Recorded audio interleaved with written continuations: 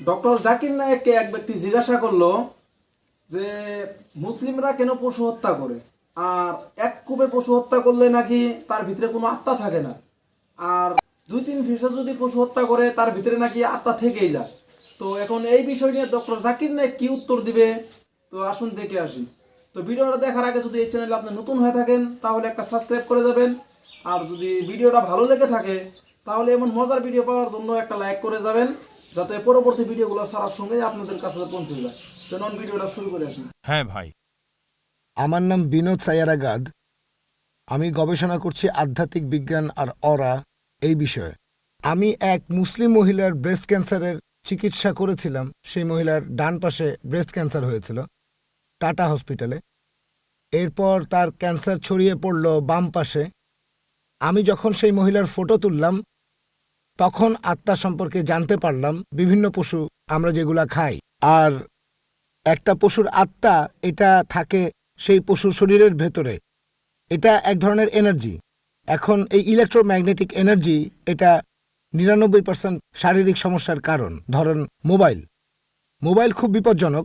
ভারতের 100 কোটি মানুষকে মেরে ফেলার জন্য শুধু মোবাইল ফোনই যথেষ্ট। আমাদের সরকার আর মেডিকেল সায়েন্স এই আধ্যাত্মিক বিজ্ঞানটা জানে না। অদৃশ্য এনার্জি মানে ইলেকট্রোম্যাগনেটিক এনার্জি, যে কোনো ইলেকট্রিসিটি। ভাই ভাই ডক্টর জাকির নায়েক মেডিকেল আর বিজ্ঞানের ছাত্র। রাইট। আমি আপনাকে বলবো এই আচ্ছা। ভূমিকা বাদ দিয়ে সরাসরি আমি প্রশ্নটা করেন। আসলে বলছি ভাই, নন ভেজ খাওয়ার কথা। এখানে পদ্ধতিটার কথা বলা হয়েছে যে কিভাবে পশুকে হত্যা করা হবে। যদি হত্যা করা হয় এক কোপে তাহলে আত্মা বেরিয়ে যাবে, এনার্জি বেরিয়ে যাবে।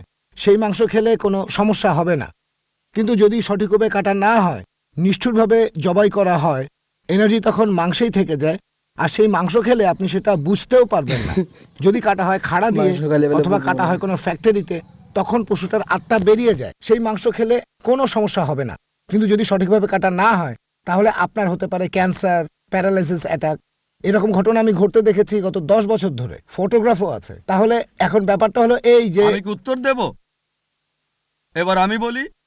ভাই, আপনি প্রশ্ন করলেন যে আপনি একজন মুসলিম মহিলার ব্রেস্ট ক্যান্সার সারিয়েছেন, তারপর মহিলার বাম দিকে ক্যান্সার ছড়ালো, আপনি সেটাও সারিয়েছেন।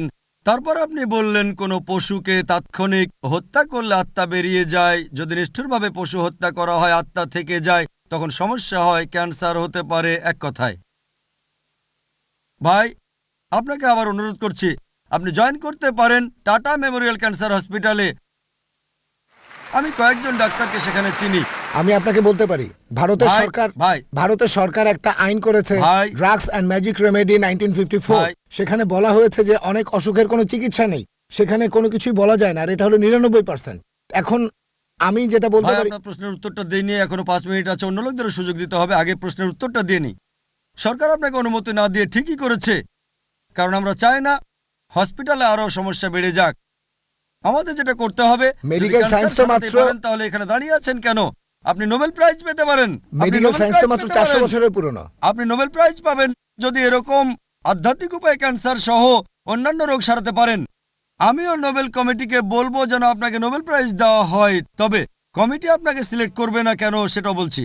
আমি এখানে বৈজ্ঞানিক কারণ দেখালাম, মুসলিমরা কিভাবে পশু জবাই করে, শরীর থেকে রক্ত বেরিয়ে যায়, তারপরও আপনি বলছেন যে আত্মা থেকে যায় বা আত্মা বেরিয়ে যায়, এভাবে ক্যান্সার হবে। ভাই, আপনার মেডিকেল জ্ঞান খুবই দুর্বল। আমার তো মনে হয় একদম ঠিক কথা কইছে ডক্টর জাকির নায়েক। আপনাদের কি মনে হয় কমেন্ট বক্সে লিখে দিয়েন। ছাত্র না, আধ্যাত্মিক এখনকার আরোগ্যকারী। বিজ্ঞান আমাদের বলে যে রক্তের মধ্যে প্রচুর পরিমাণে ব্যাকটেরিয়া, জীবাণু আর টক্সিন থাকে।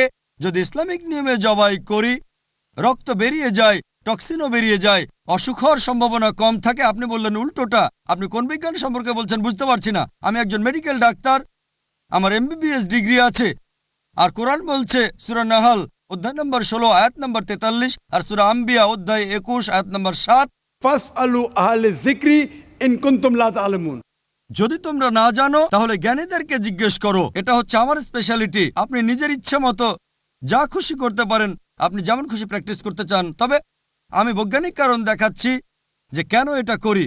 আর সেজন্য ইসলামিক নিয়মে জবাই এটা অনেক ভালো, এটা অনেক বেশি স্বাস্থ্যসম্মত, মাংসও টাটকা থাকবে অনেক সময়